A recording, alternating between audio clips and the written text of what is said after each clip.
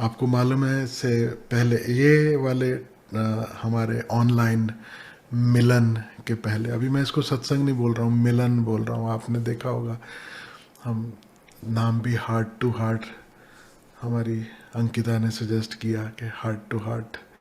सो इस ऑनलाइन मिलन के पहले जो सत्संग हुआ था और अभी के बीच में एक और चीज़ जो हुई, वो we went for a road trip. हम लोग लद्दाख मोटर बाइक पे मैं जाके आया। फिर थोड़े दिन पहले मैं शो देख रहा था टीवी पर, अच्छा बढ़िया गॉसिप वाला शो है एकदम, कुछ ना कुछ कंट्रोवर्शियल, कुछ ना कुछ अजीबोगरीब उस पर होता रहता, और वो है कॉफ़ी विद करण। कितने लोग जानते हैं इस शो को, coffee with Karan? How many of you actually watch it? पता नहीं, मेरे को तो अच्छा लगता है। ऐसा लगता है जैसे मैं किसी के ड्राइंग रूम में बैठा हूँ और गॉसिप सुन रहा हूँ, तो थोड़ा बहुत वो भी मज़ा आ जाता है, क्योंकि ऐसे तो हम किसी के ड्राइंग रूम में बैठ के कोई गॉसिप सुनते नहीं है, तो टीवी में उसी के बहाने एक गॉसिप सेशन जैसा हो जाता है। तो उसमें हर्ड करण से समथिंग वेरी इंटरेस्टिंग कि अभी वो 50 साल का हो गया and he is going through mid life crisis. Mid life crisis समझते हैं आप लोग? बहुतों को होता है 50 के आसपास, एक मिड लाइफ क्राइसिस, एक आइडेंटिटी क्राइसिस कह लो, कुछ लोगों को कुछ होता है। तो उसमें वो अलग तरह के कपड़े पहनना, कुछ अलग नया शौक पाल लेना, कुछ और नया करना, कुछ ऐसा करना, वो सब कोशिश करते हैं। तो जैसा मेरा ढंग है जीने का, जो मैं देखता हूँ, जो मेरे साथ घटता है, जो मेरे आसपास जो घटता है, जो मैं ऑब्जर्व करता हूँ, तो मैं उसे कहीं ना कहीं समझने की कोशिश करता हूँ कि ये क्या है। कई बार मैं क्वेश्चन करता हूँ। पीछे हमने वो सन्यास की क्वालिटीज़ गिनी थी ना प्रोग्राम में, बहुत सारी, उसमें एक क्वालिटी ये भी थी कि जो सन्यासी है उसे खोजी टाइप का होना चाहिए, कि we can say ability to learn, ability to be receptive, कि क्या है, कैसा, उसे समझने के लिए एक पात्रता, एक क्षमता हमारे भीतर जरूर होनी चाहिए। तो मेरे को हमेशा से कुछ ना कुछ समझना, सीखना वो अच्छा लगता है, लगता रहा है। तो मैंने अपने आप से क्वेश्चन किया, मैंने बोला भाई ये करण जो है ये मिड लाइफ क्राइसिस से गुजर रहा है, तो अपना फैंसी फैंसी जैकेट पहन के अलग अलग तरह के कपड़े पहनता है, ये करता। फिर क्लिक हुआ कि और कई लोग जो मिड लाइफ क्राइसिस में से गुजरते हैं या उसकी बात करते हैं, तो वो लोग क्या कुछ ना कुछ फ्लैम्बॉयंट, कुछ ना कुछ अलग से करना शुरू कर देते हैं। जैसे मोटर बाइक राइडिंग भी उसमें से एक खेल है जो लोग खेलते हैं। तो I went for a bike ride, और लद्दाख जाना, आप लोग कहेंगे अब ये उम्र में क्या सूझी, अपना वजन देख लो, बालों का रंग देख लो, और चले जा रहे हैं, और थोड़ा आश्चर्य होता है। तो मैंने अपने आप से पूछा, ये मिड लाइफ क्राइसिस एक्चुअली में है क्या, होता क्या है, और क्या जो मैं अनुभव कर रहा हूँ ये भी मिड लाइफ क्राइसिस जैसा है? जुम्बा क्लास की क्या सूझी, लद्दाख राइड की क्या सूझी, और बहुत कुछ सूझ रहा है। मैं आपको बता नहीं सकता कितना कुछ मुझे सूझ रहा है, कि अभी यहाँ घूमना है, अभी ये करना है, अभी वो करना है, बहुत कुछ चल रहा है। धीरे धीरे आपको पता चलता रहेगा। तो मैंने क्वेश्चन छोड़ दिया कि is this something similar to mid life crisis, और ये मिड लाइफ क्राइसिस आखिर है क्या? तो आज सुबह सुबह, अब आपको पता ही है जब सत्संग होना है तो फिर बारिश भी होती है ना। वो जो बाहर होती है उसकी बात नहीं कर रहा हूँ, जो अंदर होती है उसकी बात कर रहा हूँ। और सुबह सुबह नींद खुल गई। इतना अच्छा मौसम है आजकल, आप सब जानते हैं मानसून जो है, पूना, लोनावाला, इवन मुंबई, यहाँ इस साइड पे जो मानसून है वो इतना खूबसूरत होता है, इतना खूबसूरत होता है बारिश का मौसम यहाँ, सुबह का आकाश। और आज I don't know why the morning was extra quite, extra quite. या तो सत्संग होना होता है, तो इसलिए वो क्वाइटनेस ज्यादा उभर के आती है, या मुझे ऐसा लगता है कि परमात्मा भी साथ देता है, जब उसे भी पता चलता है कि सत्संग है, कुछ है, वो कुछ अलग से एटमॉस्फेयर क्रिएट कर देता है। सिर्फ ऐसा नहीं है कि वो एटमॉस्फेयर है और हम उसके प्रति जागरूक होते हैं, बल्कि वो एक्स्ट्रा जैसे एक सपोर्ट दे देता है, एक एक्स्ट्रा मदद आ जाती है। तो आज की सुबह इतनी क्वाइट, इतनी शांत, ऊपर एक एसी चलता रहता है हमारे, खड़खड़ खड़खड़ की आवाज का, आज सुबह से वो भी बंद, और एक टेम्पो वाला आता है सामने की शॉप पे दूध की डिलीवरी लेके, वो भी पुराने जमाने का डीजल इंजन, खड़खड़ खड़खड़ खड़खड़ खड़खड़ खड़खड़, 15-20 मिनट वो खड़ा रहता है, डब्बे उतारेगा, पुराने रखेगा।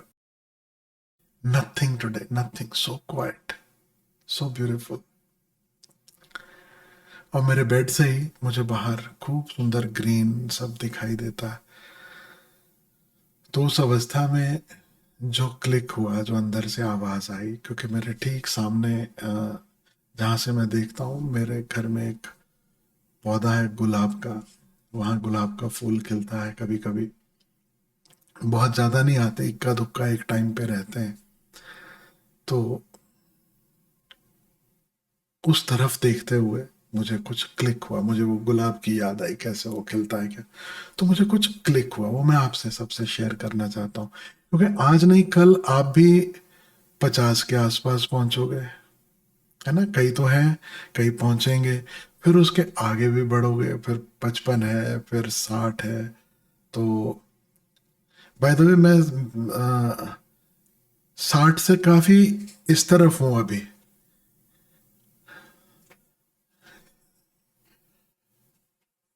तो 50 के भी उतना करीब नहीं कह सकते, पर ऐसा, जो भी आप समझ लो।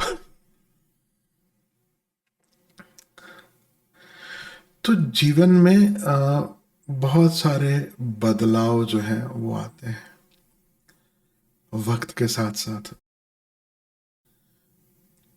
और उन बदलाव को जब व्यक्ति नहीं समझ पाता है, जब उसको ठीक से नहीं देख पाता है, तब जो उसके साथ घटता है वो है मिड लाइफ क्राइसिस,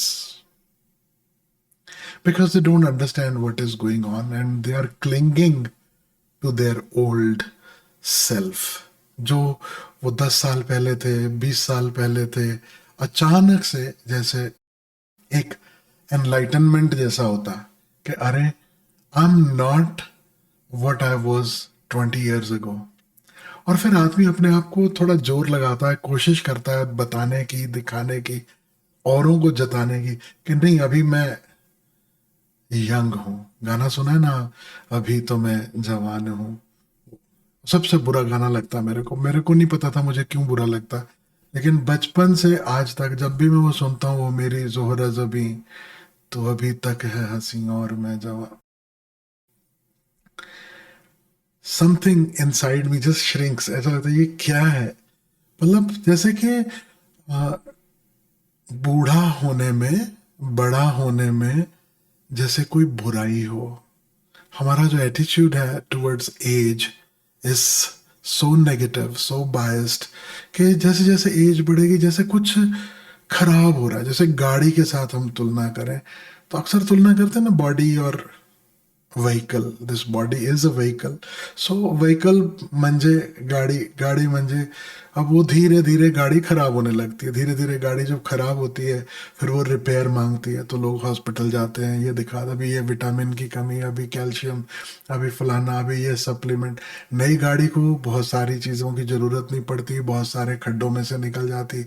गाड़ी जितनी पुरानी होती चली जाती है, उतना वो खड़खड़ भी ज़्यादा करती है, तो कहीं घुटने चरमरा रहे हैं, कहीं कुछ जोड़ दूसरे दुख रहे हैं, कहीं कुछ हो रहा है।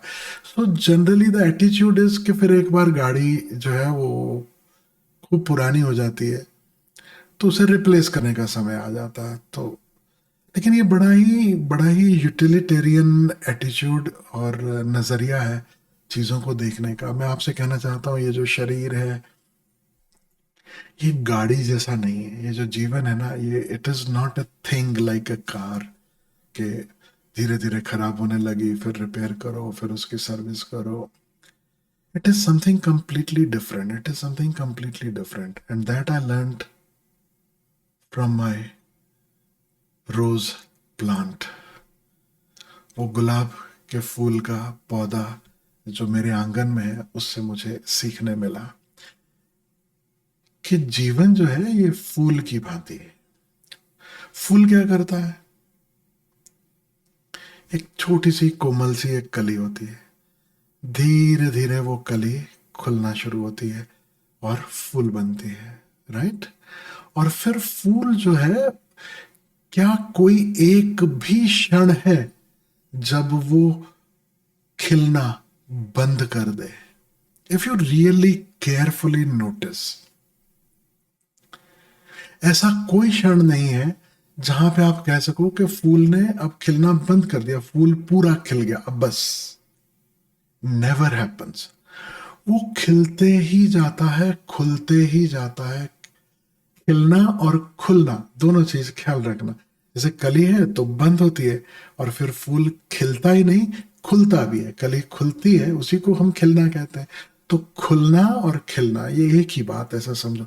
तो फूल कभी देखो ऐसा खिलता जाता है, खुलता जाता है, खुलता जाता है, खुलता जाता है. अभी जैसे मेरा हाथ यहाँ पे पहुंचा, आप देखोगे इस तरह से कि हाँ, एक टाइम आया जैसे फूल पूरा खिल गया और खुल गया. क्योंकि उसके बाद शायद हम देखना बंद कर देते हैं. अगर आप बहुत बहुत बहुत ध्यान से देखो तो आप पाओगे वो उसके बाद भी खुलता और खिलता चला जाता. अभी मेरे हाथ की उतनी फ्लेक्सिबिलिटी नहीं कि अब ये पत्ते नीचे की ओर मुड़े. बट इफ यू रियलाइज, वो जो पेटल्स हैं फूल के, वो और पहले ऊपर की तरफ उठते हैं, साइड्स पे फैलते हैं, और फिर साइड से भी, अभी ऐसा समझ लो फूल, वो नीचे की ओर इस तरीके से वो खिलना शुरू कर देता है. Do you realize that? ऐसा कोई समय नहीं है जब फूल खिलना बंद कर दे. वो खिलता चला जाता है, खिलता चला जाता है, खुलता चला जाता है. और धीरे धीरे धीरे धीरे जिस मट्टी से आया है उस मट्टी में वापस विलीन हो जाता है. एक पंखुड़ी गिरी, दूसरी गिरी, तीसरी गिरी, धीरे धीरे वो पंखुड़ियां जो है गिरती कहाँ है, उसी भूमि में फिर से गिरती हैं, और धीरे धीरे उसी में फिर से खाद बन जाती हैं. तो इस मिट्टी से सब कुछ लेता है वो फूल, कली की भांति प्रकट होता है, खिलता है, और एक समय आता है कि वो इतनी सुगंध बिखराता है, और बिखराते चले जाता है, बिखराते चले जाता है अंतिम दम तक, और आखिर में उसी मिट्टी में वापस लौट जाता है. नाउ हमारी लाइफ कैसी है? क्या वो बिल्कुल फूलों की भांति नहीं है?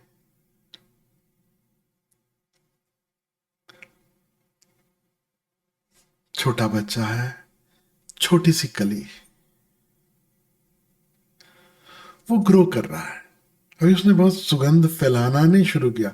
अभी उसने भंवरों को, चिड़िया को अपनी ओर आकर्षित करना नहीं शुरू किया, क्योंकि वो उतना, वो कली अभी खुली ही नहीं है, अभी बंद है कली. लेकिन धीरे धीरे खुलना शुरू किया, खुलने लगती, खुलने लगती. फिर एक समय आता है कि इतना वो खुल जाती है कली, इतना खिल जाता है वो फूल, कि वो पक्षियों को भी अपनी तरफ बुलाता है, सुगंध भी बिखराता है, और उसके अंदर जो बीज हैं वो ग्रो करना शुरू करते हैं. पक्षी क्यों आएंगे, कब आएंगे? जब बीज ग्रो करना शुरू करता है. उन्हें कुछ मिलना चाहिए उस फूल में से, कुछ जिसके कारण वो खिंचे चले आए.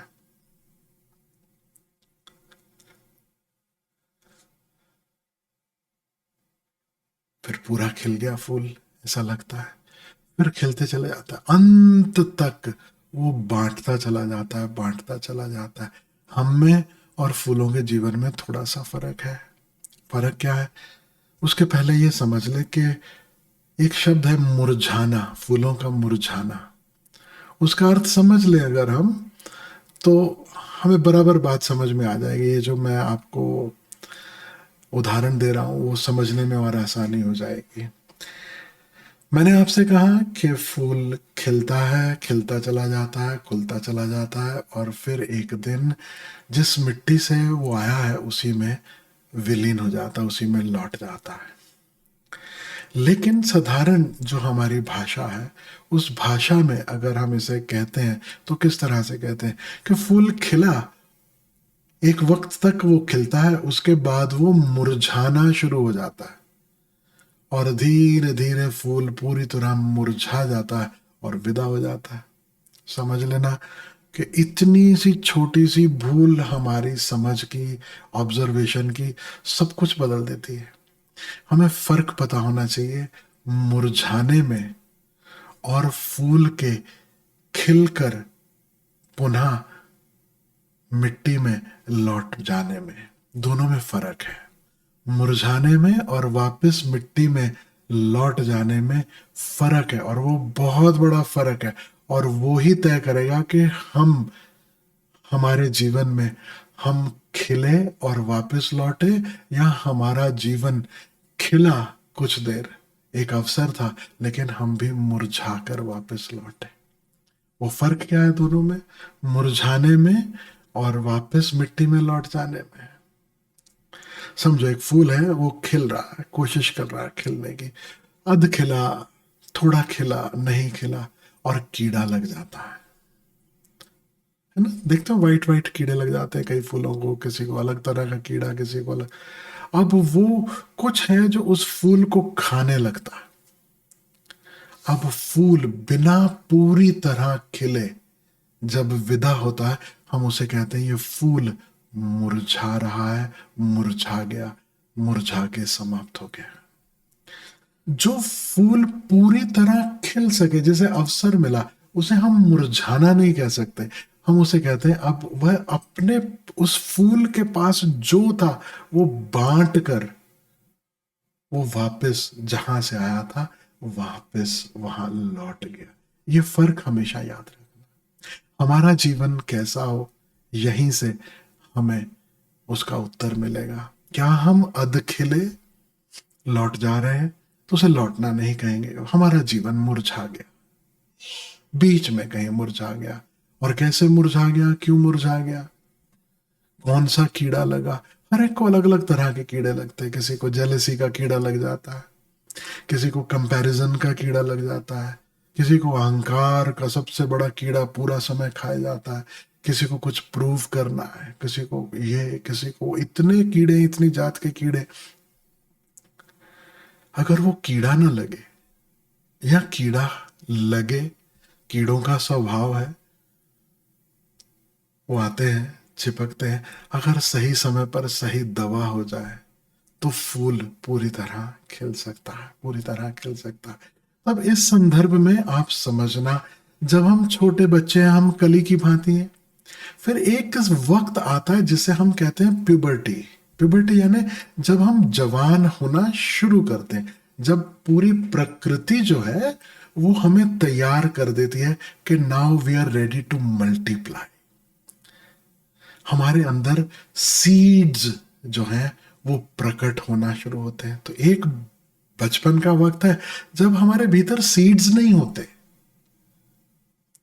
अभी हम इतना नहीं खिले, अभी हम इतना नहीं तैयार हुए कि हमारे भीतर बीज हो।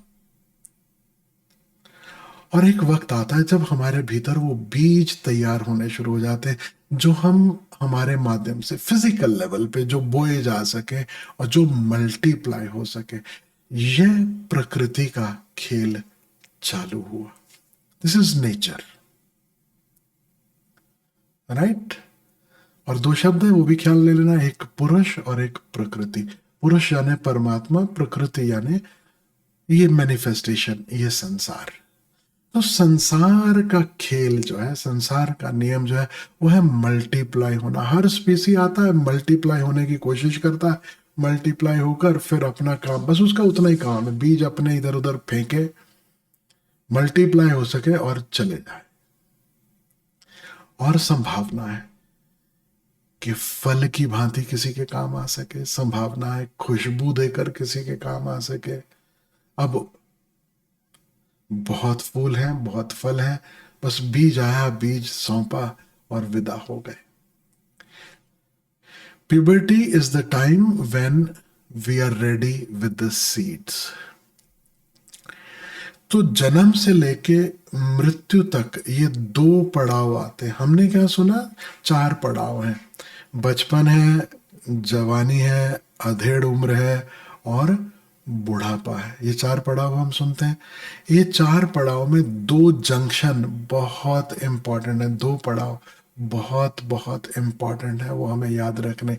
एक है प्यूबर्टी का, जब जहां से शुरुआत होती बीज फेंकने की, बीज की तैयारी की। और एक पड़ाव है मृत्यु के पहले का, जहां आप अब बीज फेंकने के कोई उपाय में शामिल नहीं होते। You are not throwing seeds anymore. यानी दूसरे ढंग से कहूं, एक पड़ाव है जब नेचर की पकड़ आपके ऊपर पूरी तरह मजबूत होनी शुरू होती है, एडोलेसेंस, प्यूबर्टी। अब प्रकृति इतने जोर से पकड़ेगी कि वो अपना काम करवाना उसे वो करवा के रहेगी। लेकिन फिर एक और एज है, अधेड़ उम्र में जाकर कहीं एक वक्त जिसे मिड लाइफ क्राइसिस लोग समझ लेते हैं, जहां प्रकृति का जोर आप पर समाप्त होना शुरू हो जाता है। When the nature is not able to overpower you anymore. तो नेचर को भी लगता है कि अब इससे और काम लेने की जरूरत नहीं, राइट। तो जिसे हम बुढ़ापा कहते हैं, आप कहते हैं ना कि शरीर जो है वो ढीला पड़ना शुरू हो जाता है, झुर्रियां आनी शुरू हो जाती हैं और ब्ला ब्ला। वी नो बुढ़ापे में क्या क्या होता है, बहुत कुछ जो बुढ़ापे में हो रहा है। वो ऐसा नहीं है कि बस एक वक्त तय है और उसमें शरीर को ढलना है। एक वक्त है जहां पे ऊर्जा बहिर्मुखी हो जाती है, आकर्षण में लग जाती है। और एक वक्त है जब ऊर्जा अंतर्मुखी होना शुरू हो जाती है और आकर्षण से मुक्त होना शुरू हो जाती है। ना आकर्षित होती है और ना आकर्षित करने का भीतर कोई कारण रह जाता है। यह जो समय है जब आप ना तो बहुत ज्यादा आकर्षित होते हो और ना ही आकर्षित करने की चाह अपने भीतर रह जाती है, इसे लोग मिड लाइफ क्राइसिस कहते हैं। एडोलेसेंस में क्या होता है, आकर्षण की शुरुआत। और मिड लाइफ क्राइसिस यानी जहां विकर्षण नहीं है, याद रखना, you are not against anything, लेकिन एक नेचुरली अपने भीतर से कुछ कुछ छूटने लगता है, कुछ कुछ छूटने लगता है। और ओशो से पूछो तो ओशो कहते हैं कि हमारे जीवन में 7-7 साल के चक्र हैं। जैसे पहले 7 साल बचपन के, फिर 7 से 14, ये दो। तो ये, लेकिन शुरुआत से लेके 14 साल तक की जो उम्र है वो अलग है। 14 से वो जो एडोलेसेंस, वो जो प्यूबर्टी, वो जो नेचर की पकड़ हम पर मजबूत होनी है वो शुरू होती है, वो बढ़ती चली जाती है। तो अब वो जो नेचर की पकड़ का कम होना है वो कब होगा, समवेयर अराउंड। अब 7 का पहाड़ा कितने लोगों को आता है, स्कूल गए थे तो चलो, 7 एकम, I cannot hear you, but I can read your lips. 7 दूनी, 7 तिया। अब 21 आते आते अब जवानी एकदम जोर मारती, 14 पे शुरुआत होती है। Takes time to reach a certain level, right. फिर 7 चौके 28। अब थोड़ा जवानी के साथ साथ अब थोड़ा एक्सपीरियंस भी आना शुरू हुआ। फिर 7 पंचे 35। अब एक्सपीरियंस और बढ़ गया, आपके पास जो भी टूल्स हैं, आप जो भी करते हो उसमें आप और निपुण हो जाते हो और सक्षम हो जाते हो, है ना। और 7 छिका 42। अब 42 तक आते आते एकदम आप अपने जो कलाकारी है ना आपकी जितनी, उसकी पीक पे आप आ जाते हो। अब वहां से फिर धीरे धीरे, जैसे नेचर धीरे धीरे अपनी पकड़ छोड़ना शुरू कर दिया, तो 7 सते 49 तक आके आप पाओगे कि अब आप धीरे धीरे आपके आकर्षण कम होने लगे, आपकी इन्वॉल्वमेंट चीजों में थोड़ी थोड़ी कम होने लगी, क्योंकि अभी नई जनरेशन तैयार हो रही है, वो सामने आ रही है और वो अपने खेल खेल रहे हैं, और आप थोड़ा थोड़ा बैक सीट लेना शुरू करते हो। तो around 49 I will say when the shift happens, इसलिए वो 50 साल की उम्र में जाके लोग गिनते हैं कि ये मिड लाइफ क्राइसिस है। और मैं उसके आगे वाले सर्कल में हूं, तो 7 8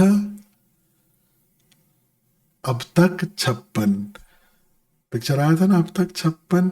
अब उसमें क्या होता है, अब आपको क्लैरिटी आने लगती है कि there are things that don't pull you anymore. अब जब ये होने लगता है, वो 50 के आसपास ऐसा समझो, जब वो शुरुआत होती है, आपको समझ में नहीं आता, अगर आप ऑब्जर्वेंट नहीं हो, अगर आप अपने संबंध में ज्यादा अवेयरनेस नहीं रख रहे, अपने भीतर आने वाले बदलाव के प्रति अगर हमारे भीतर अवेयरनेस नहीं है, तो हम एक कंफ्यूजन की स्टेट से गुजरेंगे, क्योंकि जो पहले था वैसा नहीं है, और कैसा होना चाहिए उसका पता नहीं है। हमारे पास कोई उदाहरण नहीं है, क्योंकि हमारे सारे हीरो फिल्मी लोग होते, हमारे सारे आइडल्स जो हैं, आइडियल्स जो हैं कि ये आदर्श हमारा, ये सारे ग्लैमरस लोग होते हैं। शायद ही कोई हो जिसका आइडियल जो है वो ग्लैमरस ना हो। और हम बहुत ज्यादा सिनेमा से प्रभावित होते हैं, तो जितनी हम पिक्चरें देखते हैं, जितना हम बॉलीवुड, तो बेचारा बहुत ही, वो मैंने आपको बताया ना, एक ही अटेम्प्ट हुई बुढ़ापे में रोमांस करने की कि ए मेरी जोहरा जबी तू अभी तक है हंसी और मैं जवां। ये हिंदुस्तानियों की अटेम्प्ट है to be romantic at an older age. लेकिन Hollywood, it doesn't matter what age, they are always romantic. वो 75 साल का बुढ़ा हो जाएगा, वो सिल्वेस्टर स्टलोन, और लेकिन फिर भी अंत में वो 72 साल की जो भी उसकी हीरोइन है उसको किस जरूर करेगा पिक्चर में, कि हाँ अब रोमांस इनका भी बैठ गया, कुछ ना कुछ सेटिंग किधर तो बैठ गई। जितनी आप किताबें पढ़ोगे, सेल्फ हेल्प या अदरवाइज, ये जो आपके जीवन को सुधारने का काम करने वाले जितने लोग लिखते हैं, बोलते हैं, वो वर्कशॉप्स करवाते हैं, वो क्या कहते हैं, how to reignite the passion in your life, है ना, how to reignite the spark, वो जो स्पार्क पहले था वो फिर से कैसे हो। मैं आपको बोलूं, सबसे ज्यादा धोखेबाज ये लोग हैं, सबसे झूठे ये लोग हैं, क्योंकि जो स्पार्क, जो 14 साल की उम्र में जो स्पार्किंग जो शुरू होती है ना, वो स्पार्क आप अब जाके सोचोगे पर 50 56 55 60 में जाके वो स्पार्क वापस आए। You are trying to go against the nature, this is not the way nature made us, we are made of nature, this body is made of nature, है ना। ये जो शरीर है, ये मिट्टी का शरीर, तो मिट्टी के अपने नियम है। तो मिट्टी का नियम है कि कब वो बीज देने को तैयार हो, कब कली बने, कब फूल बने, और कब उसे वापस मिट्टी में लौटने का समय आ जाएगा। लेकिन इस मिट्टी में हम सिर्फ मिट्टी नहीं है, सारा अध्यात्म जो है, सारी स्पिरिचुअलिटी जो है, वो सिर्फ हमें इतना ही बता रही है कि शरीर मिट्टी का जरूर है, लेकिन हम मिट्टी नहीं है। जैसे दिया है, दिया मिट्टी का है, लेकिन उस दिए में एक ज्योति जल रही है, उस ज्योति को पहचान लो, उस ज्योति को पहचान लो, यानी उस लाइफ सोर्स को पहचान लो जो इस मिट्टी के रूप में प्रकट हुआ। कहां से आता है फूल? मिट्टी से। उस बीज को देखो तो आपको पता भी नहीं पड़ सकता कि ये किस फूल का बीज है, ये बीज है कि छोटा सा कंकर है, इसमें से क्या निकलेगा, कैसा रंग होगा, कैसा उसका रूप होगा, यू नेवर नो। और मिट्टी से उसे जो पोषण मिलता है, उससे धीरे धीरे, पहले तो पत्ते निकलते हैं, उस बीज में सिर्फ फूल नहीं है, याद रखना, उसमें शाखाएं हैं, उसमें पत्ते हैं, उसमें सब कुछ है। और फिर एक दिन वो फूल प्रकट होता है, कहां से? मिट्टी से आता है। ठीक वैसे ही हम अपने माता पिता के गर्भ में जिस मिट्टी से बनते हैं, हम वही नहीं हैं, उसके भीतर कुछ और, उसकी बैकग्राउंड में कुछ और छिपा हुआ है, जो उस मिट्टी के माध्यम से धीरे धीरे धीरे धीरे प्रकट होता है। तो शरीर बनता है, शरीर मिटता है, लेकिन उसके भीतर वो जो लाइफ सोर्स है, जो कॉन्शियसनेस है, जो चैतन्य है, उसे खोजने की कला का नाम धर्म, उसे खोजने का नाम अध्यात्म, उसे खोजने का उपाय ध्यान। जो मिट्टी के नियम में बंधा जिया, वो प्रकृति में जन्मा और प्रकृति में मिटा। पुरुष से पहचान होने का अर्थ है, परमात्मा से पहचान होने का अर्थ है, इस मिट्टी के पार जो जीवन स्रोत है उससे पहचान हो सके। राइट? तो what is it, what energy, वो फॉर्मलेस जो इस फॉर्म के पीछे छुपा है, क्योंकि फॉर्म है, प्रकट होगी और खिलेगी, और उस फॉर्म के माध्यम से जो जरूरी है इस अस्तित्व के लिए वह सब प्रकट होगा, वह सब खिलेगा, और फिर ये फॉर्म जो है वापस फॉर्मलेस में खो जाएगी। We come from the formless as children, we grow, कली फूल बनती है, अराउंड प्यूबर्टी वो कली खिलना शुरू होती है, 21 के आसपास वो फूल बन जाता है। लेकिन फूल को पोषण भी चाहिए और सुगंध भी दे रहा है, दोनों कर रहा है। हमारा जीवन कैसा है, हमें खोजना है। Nobody else can tell us whether we are living right और नॉट। अगर कीड़े लगे इस फूल को, अगर ये फूल सुगंध भी नहीं बांट पा रहा, अगर पूरी तरह से खिल भी नहीं पा रहा, अगर पूरी तरह से खुल भी नहीं पा रहा, कहते ना खुल के जियो, सुना आपने कभी? खुल के जियो, जी भर के जियो, खुल के। और आप अपने आप में ऐसा जस्ट महसूस करो, जो मैं अभी कह रहा हूं और जो मुझे फील हो रहा है, ऐसा जस्ट ट्राई दिस। साथ में छाती भी फूले और ऐसा सब कुछ जैसे फैलता चला जाए।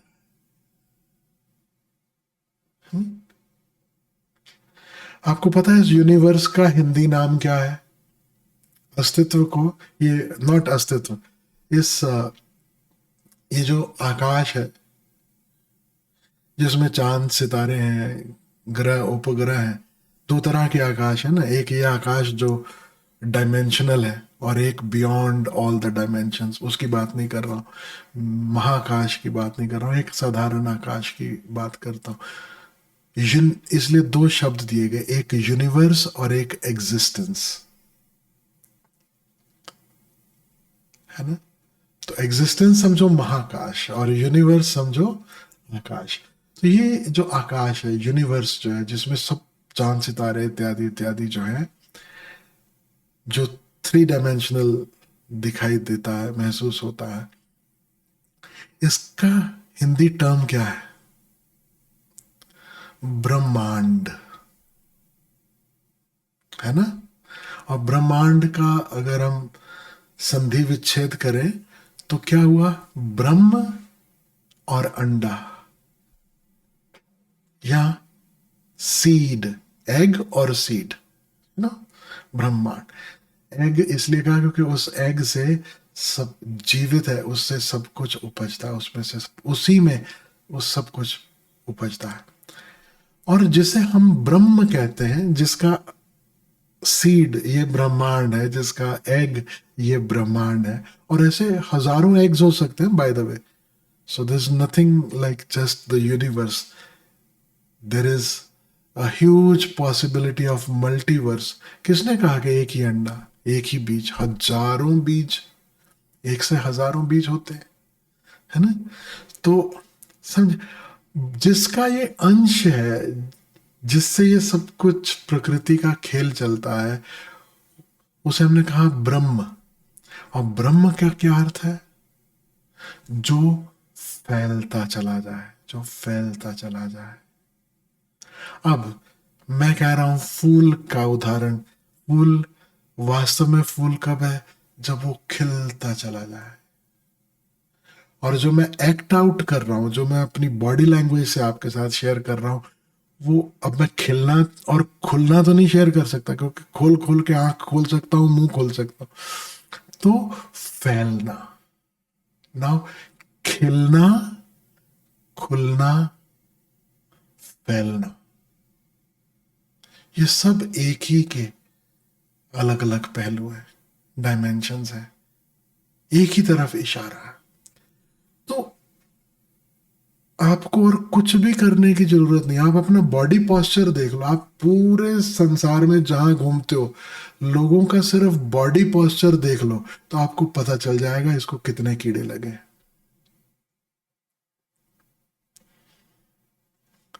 जितना कंधे यूं और व्यक्ति ऐसा लुटा पिटा, मरा कुटा, झुका झुका जी रहा है, वो खिला हुआ नहीं है. कुछ तो कीड़े लगे. सबसे बड़ा कीड़ा, मैं आपसे कहता हूं, ऐसा मैं नहीं कहना चाहता कि कीड़ा लगा है तो उसमें हमेशा आप ही की गलती है या कुछ है. एक कीड़ा हमारे मन में जो आकर लग जाता है, जो भीतर ही भीतर हमें खाते चले जाता है, सबसे बड़ा कीड़ा इस दुनिया का मैं आपको कह दूं वो कौन सा है. आप सोचोगे कीड़े हैं काम, क्रोध, लोभ, मोह, ईर्ष्या, द्वेष, ये अपनी जगह. ये छोटे छोटे कीड़े हैं, इसका कुछ मतलब नहीं है. एक बार प्रेशर से पानी भी मारा, धो दिया ना पौधे को, तो ये निकल जाते हैं. इनका कुछ इतना बड़ा वो नहीं.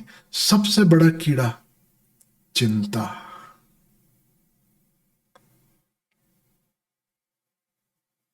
वरी, फियर, इनसिक्योरिटी, ये कारण है. फियर कीड़ा नहीं है, याद रखना.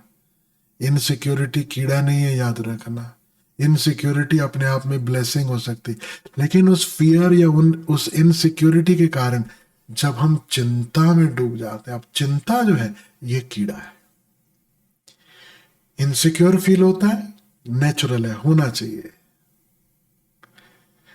अगर पौधा इनसिक्योर नहीं फील करता तो गुलाब के साथ कांटे नहीं होते. अगर पौधे को फियर नहीं होता तो गुलाब के साथ कांटे नहीं होते. कांटे क्यों आए? Because of that insecurity, because of that fear, कि कोई नुकसान ना पहुंचा दे, कोई तकलीफ ना पहुंचा दे. ये नेचर का रिस्पॉन्स है, ये नेचुरल इंटेलिजेंस है कि आप इनसिक्योर फील करते हो, कि कभी आप फियर महसूस करते हो. It actually pushes you to protect yourself, to find ways and means to protect your wellbeing, है ना? ये कीड़े नहीं है. कीड़ा क्या है? चिंता. क्योंकि चिंता में आप अपने आप को प्रोटेक्ट तो नहीं कर रहे हो, बल्कि आपकी लाइफ एनर्जी कॉन्स्टेंटली डिप्लीट हो रही है. तो ऐसे बहुत सारे कीड़े आप देखो, बॉडी लैंग्वेज बता देगी कितने कीड़े. अब कोई व्यक्ति नाचने को राजी नहीं होता, कसा कसा बैठा है, is not ready to dance. याद रखना, कीड़े चिपके किसी तरह के. मन में कोई ना कोई कीड़े कहीं ना कहीं है. और जितना आप किसी को देखो जो अपने शरीर को फैला सके, अपने हाथ फैला सके, अपनी गर्दन आकाश की ओर उठा सके, इसलिए याद रखना ये व्हाट्सएप, फेसबुक इत्यादि ये सब कीड़े हैं. क्योंकि ये आपको फैलाते नहीं, ये आपको सिकुड़ते. आप ऐसा देख रहे हो, उसमें आप झुके हो, आप उधर घुस रहे हो। ये कीड़े हैं। एनीथिंग, नेचर आपको नरिश करता है, क्योंकि आप नेचर के साथ एक होने के लिए आपको फैलना पड़ता है। You look around you, you feel that vastness and you start to become vast, है ना। तो फूल का खिलना जो है, क्या ये हमारा जीवन है, या हमारा जीवन धीरे धीरे फूल के मुरझाने जैसा है? This is what we have to find out, and then we have to make amends, है ना। Diagnosis is not enough. कितने लोग हैं जो, मैंने तो इतने लोगों के साथ काम किया है, इतने लोगों के साथ काम किया है, और कितने लोगों को काम सौंपता हूँ और बताता हूँ कि ये करना है, तो मैंने कितनी बार देखता हूँ, खासकर अपने जो सबॉर्डिनेट्स होते हैं, जूनियर्स होते हैं, अपनी टीम होती है, सब कुछ होता है, उनसे कहूँ कि ये करना है, और वो क्या करता है व्यक्ति, करने की कोशिश करता है और फिर बोलता है ये नहीं हुआ, ये नहीं हो पा रहा। तो आई सेंड देम बैक, खोजो क्यों नहीं हो रहा।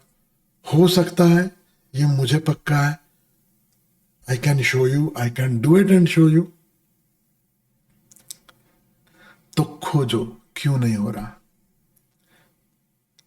और वो व्यक्ति वापस जाता है, 25 तरह के उपाय करता है, फिर खुश खुश लौट के आता है, you know what happened, this happened, इसलिए वो नहीं हो रहा। और वो इतना खुश है उसमें कि वो भूल ही जाता है कि अभी आधी ही समस्या का हल हुआ। डायग्नोसिस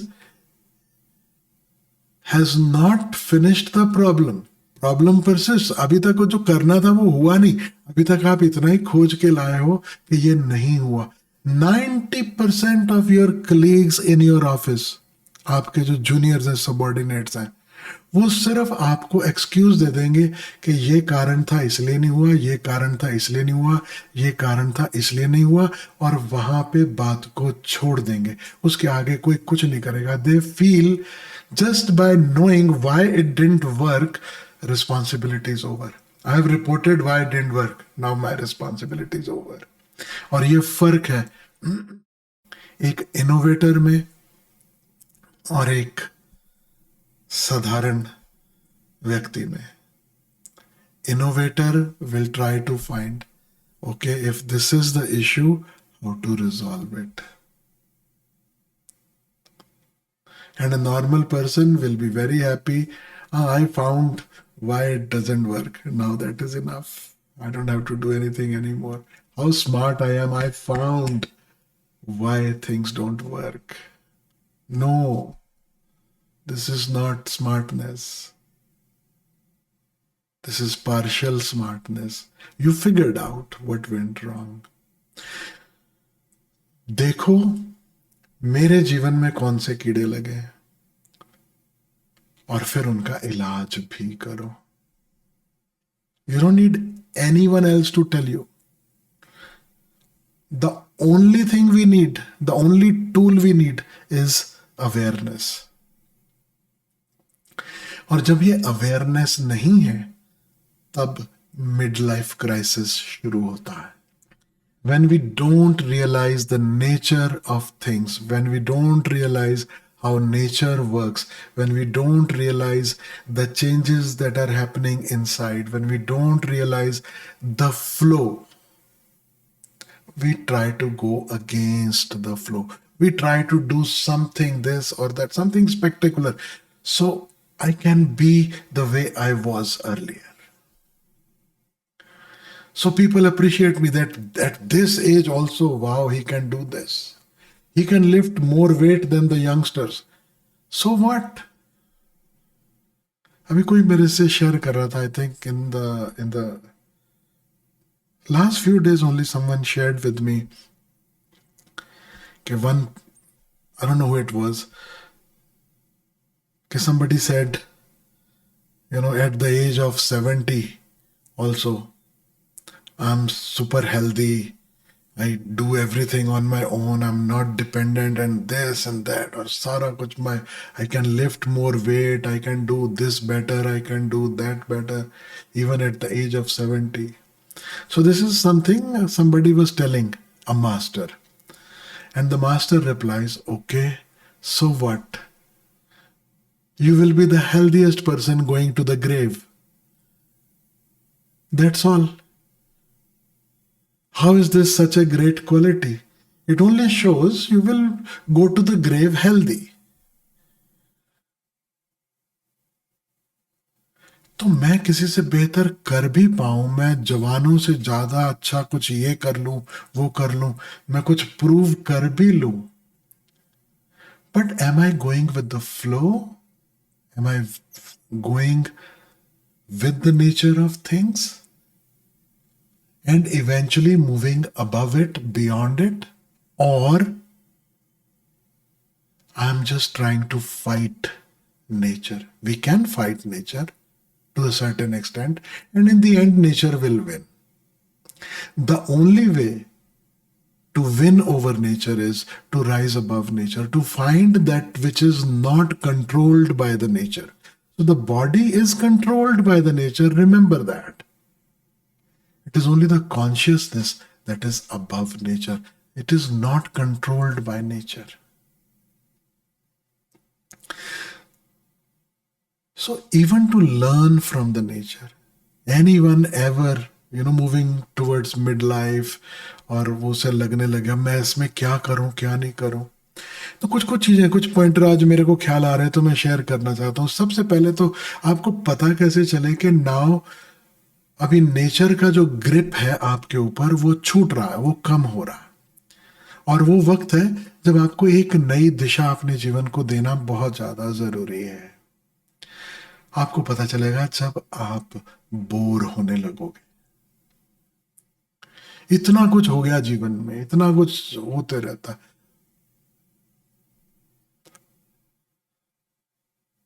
पंजाबी में कहते हैं वही खप खाना, मतलब वही शोर शराबा, वही सब कुछ रोज रोज. और भी शब्द है वो मैं बोलना नहीं चाहता ऑन स्क्रीन.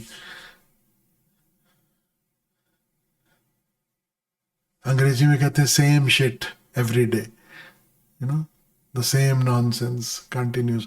फिर वही ऑफिस, फिर वही बच्चों की चिक चिक, फिर बीवी, मतलब इतना कुछ पता है कि बीवी किस बात पे कटकट करने वाली. आपको इतना पता है कि मैं ऐसा करूंगा तो ये आवाज निकलेगी, ऐसा करूंगा तो ये आवाज निकलेगी, ऐसा किया तो ऐसी वॉल्यूम पे आगे से आवाज आएगी, और वैसा किया तो वैसी वॉल्यूम पे आवाज आएगी. Like you know everything, you seen it all.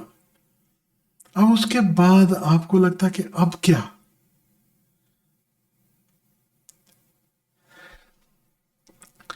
जितने आपके रस थे चीजों में, वो खाने में हो, पीने में हो, वो संबंधों में हो, सोशलाइजिंग में हो, पॉलिटिक्स में हो, किसी भी फील्ड में आपके जो इंटरेस्ट हैं, जो आपको खींचते थे अपनी तरफ, अब आपको खींचना बंद कर देते हैं.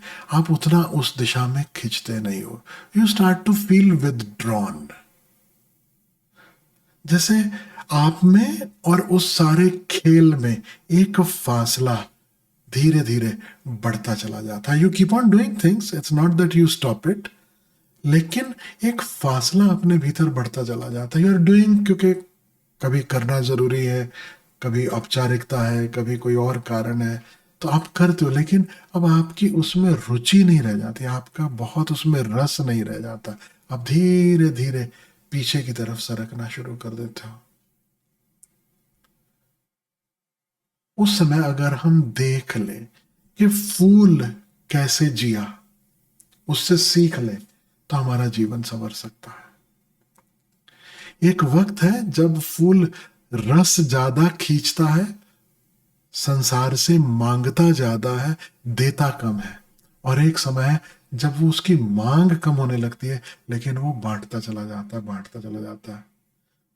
फूल का अंतिम समय याद करना कि वो जाते जाते भी बस वो सारी सुगंध, अपनी सारा उसकी सुंदरता, अपना सब कुछ वो जैसे लुटा देना चाहता, वो फैला देना चाहता कि let it just reach somewhere.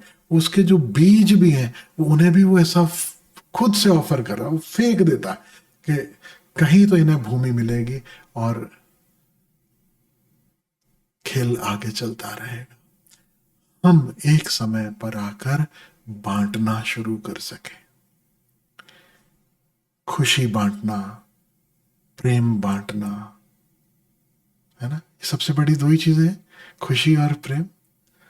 ये दो बांटना सीख लिया तो हमने सब कुछ सीख लिया। और खुशी बांटने में, प्रेम बांटने में कई सहारे बन जाते हैं, कई तरीके हैं जिससे आपको लगता है कि हाँ ये खुशी बढ़ती। कभी आप किसी को वक्त दे देते हो थोड़ा, कभी आप किसी की तारीफ कर देते हो, झूठी नहीं, सच्ची, लेकिन प्रोत्साहन से भरी। जब आप किसी को प्रोत्साहन देते हो, जब आप देखते हो किसी व्यक्ति को, उसमें त्रुटि भी है, उसमें कमी भी है और उसमें अच्छाई भी है, लेकिन आप चूज करते हो कि आप उसकी जो अच्छाई है उसके बारे में कुछ कहो, बजाय इसके कि उसकी त्रुटि के बारे में ही आप लगातार कहते चले जाओ।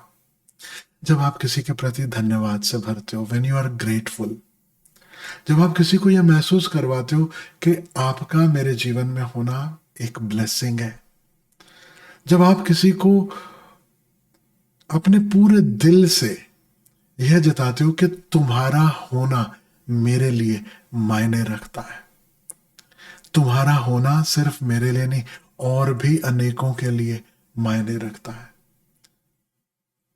जब आप किसी को बताते हो, जताते हो, झूठा नहीं, सच्चा, याद रखना, इसमें झूठ के लिए कोई भी जगह नहीं, सच्चा।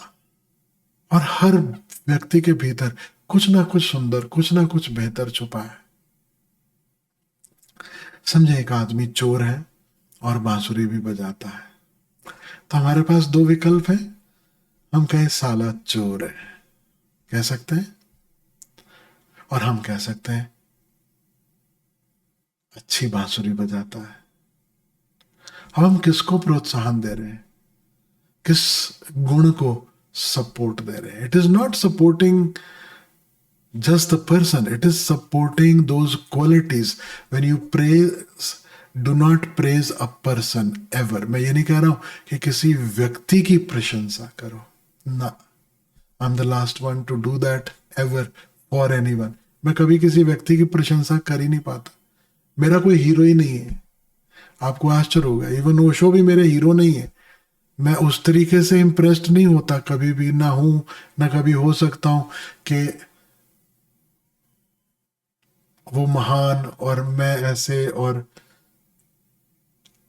ये पता नहीं क्या है। नन ऑफ दैट, कोई मेरा हीरो नहीं है और मैं किसी की प्रशंसा नहीं कर सकता। गुण की प्रशंसा, व्यक्ति की नहीं। जैसे मैं प्रेम कर सकता हूं, मैं श्रद्धा से भरा हो सकता हूं ईश्वर के प्रति, मैं उनको अपने जीवन का आधार मान सकता हूं, मैं अपने जीवन का सहारा मान सकता हूं, मैं उन्हें अपनी श्वास मान सकता हूं, अपने प्राण मान सकता हूं, लेकिन मैं ये नहीं कह सकता कि वो मेरे हीरो हैं, कि मैं इम्प्रेस्ड हूं। क्योंकि इम्प्रेस्ड होने में बहुत दूरी चाहिए, याद रखना। जिससे आप इम्प्रेस्ड हो और कोई आपके प्राणों का आधार है, आप उससे इम्प्रेस्ड थोड़ी हो। इम्प्रेस होना तो बहुत छोटी बात हो गई, किसी को हीरो समझ लेना तो बहुत छोटी बात हो गई, बहुत बहुत दूरी हो गई।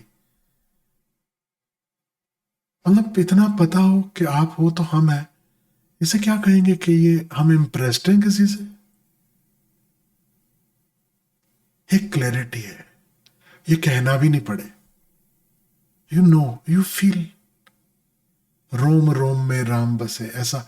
अब तुम राम से इम्प्रेस्ड हो, क्या वो तुम्हारे हीरो हैं?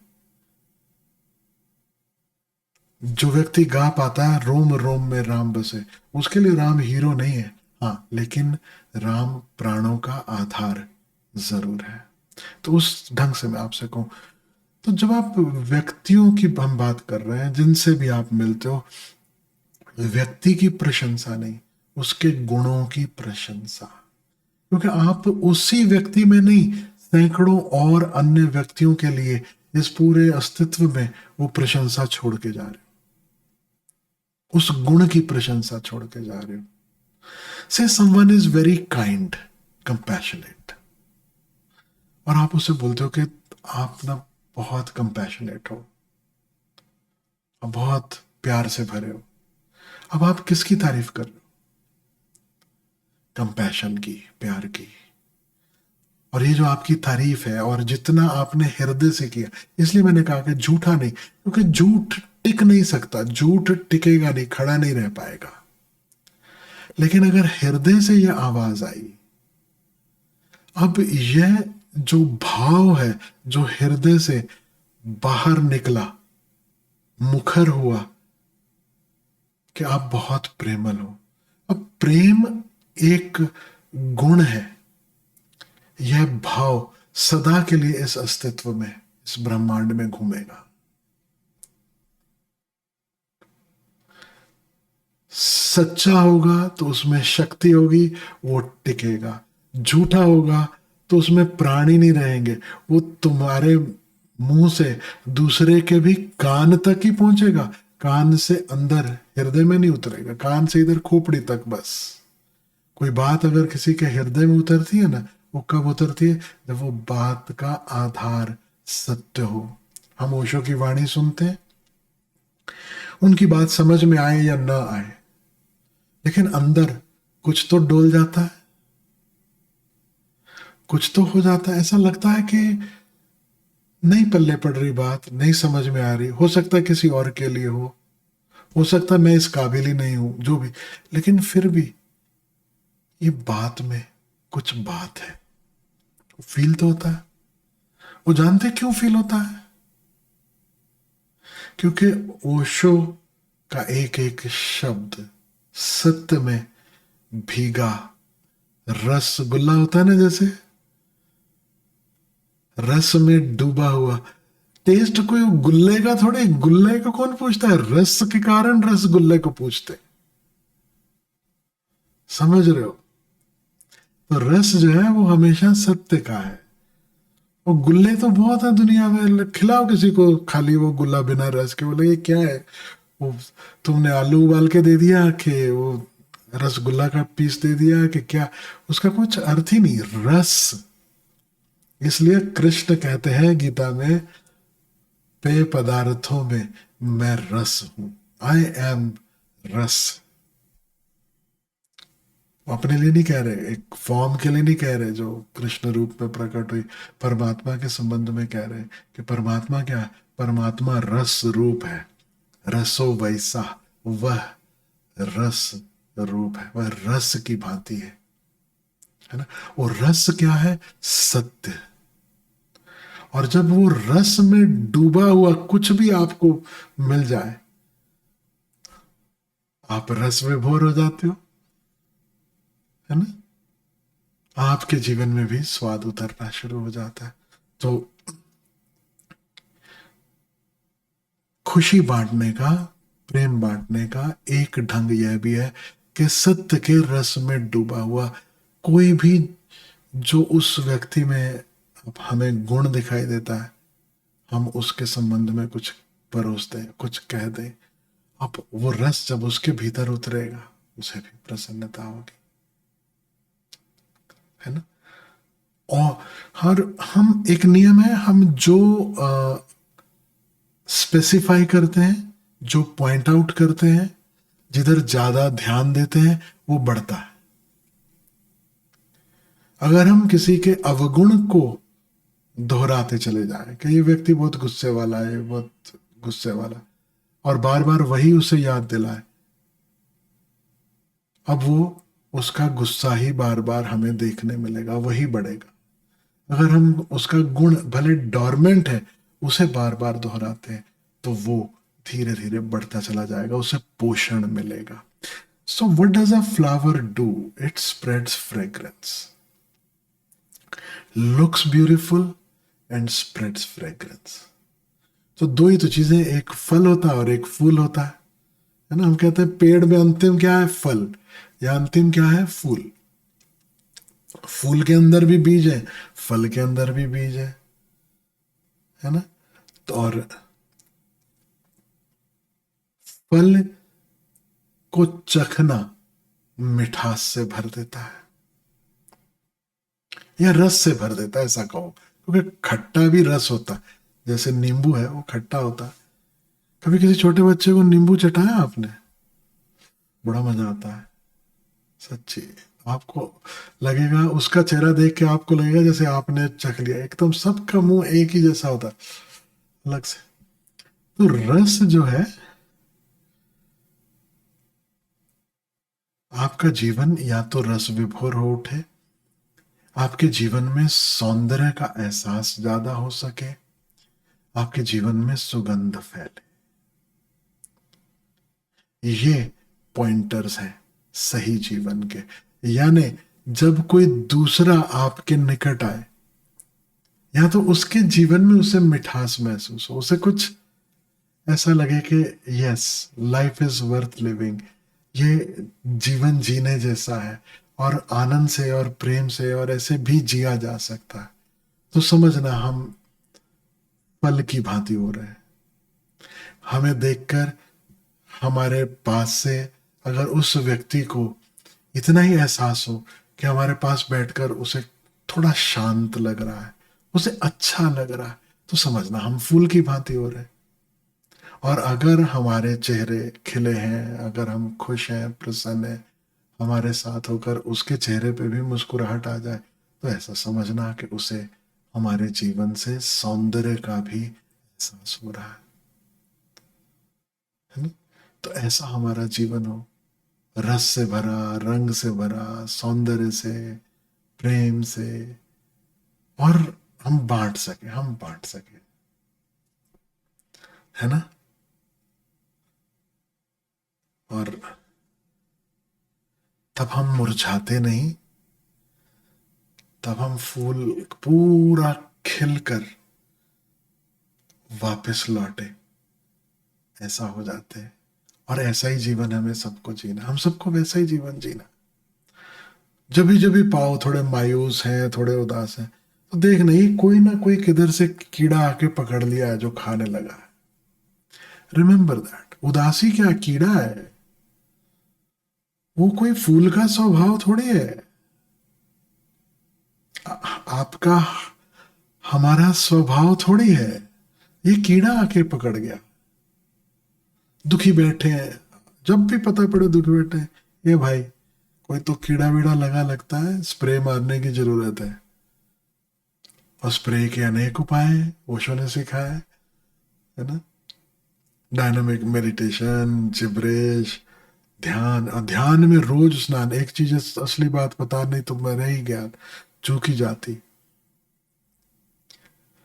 रोज स्नान नहीं करोगे तो कीड़े लगेंगे, इतना पक्का है।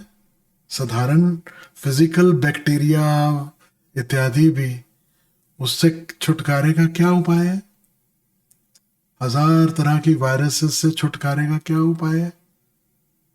जब हम साबुन से रगड़ रगड़ के स्नान करते हैं, है ना? और हमारे अंदर, हमारी आत्मा को कोई कीड़ा ना लगे, उसका उपाय क्या है? उसका उपाय है ध्यान में स्नान। ध्यान में स्नान। तो ध्यान में स्नान का अर्थ क्या हुआ?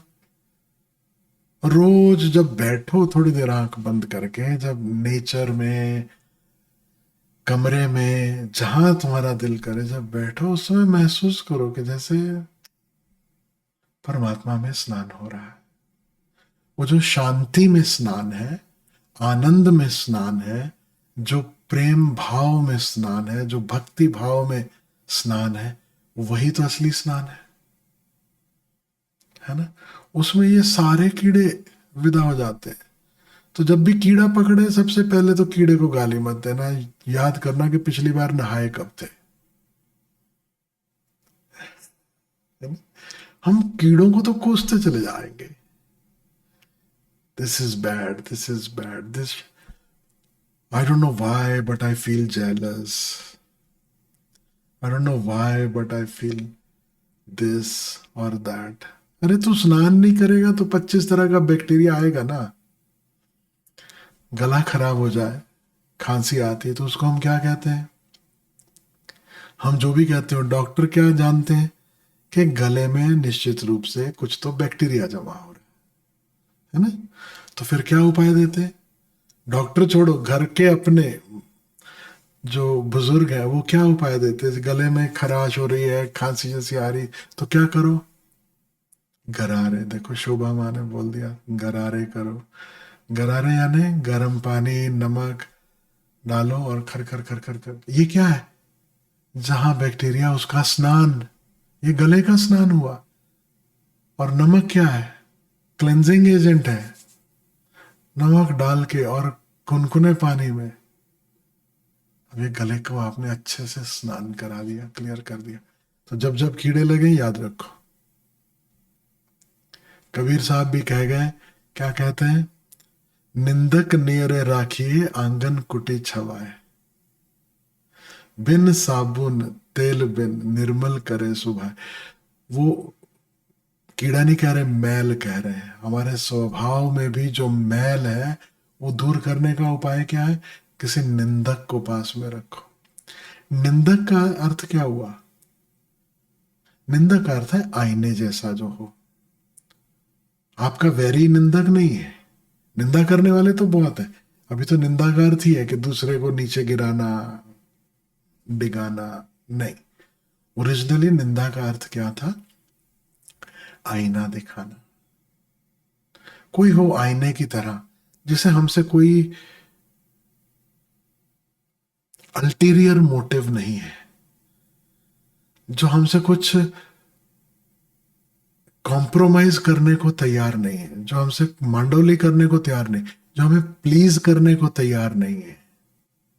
जैसा है वैसा कहने को तैयार है, सीधे सीधे, ये देख ऐसा है।